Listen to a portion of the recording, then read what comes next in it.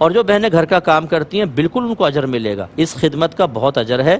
اور سب سے بڑی بات ہے کہ بی بی فاطمہ رضی اللہ تعالیٰ عنہ کی سنت کریمہ ہے، آپ اپنے گھر کا سارا کام کرتی تھی، اس سنت کی نیت سے کریں، انشاءاللہ آپ کو ثواب بھی ملے گا اور درجے بھی بلند ہوں گے انشاءاللہ۔ اچھا ایک سوال اور بھی آیا تھا مصطفیٰ کہ جو زکام اندر گرتا ہے گلے کے اندر، تو کیا اس سے بھی روزہ متاثر ہوتا ہے یا اس کو تھوک دینا چاہیے؟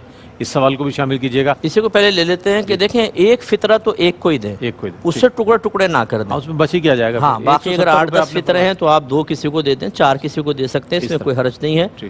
اور زکام اگر ہے تو ایک ہوتا ہے خود بخود اندر گرتا رہتا ہے، جی خود بخود، ہاں تو اس سے کوئی مسئلہ نہیں ہے۔ اور ویسے اگر آپ کو اختیار ہے کہ آپ تھوک سکتے ہیں یا اندر گرا لیں تو تھوکنا ہی افضل اور اولیٰ ہوتا ہے۔ اور زکوٰۃ کو ادھار نہیں دے سکتے، کیونکہ آپ ادھار دیں گے تو اس سے زکوٰۃ ادا کوئی ہوگی، وہ تو واپس آپ کو دے گا۔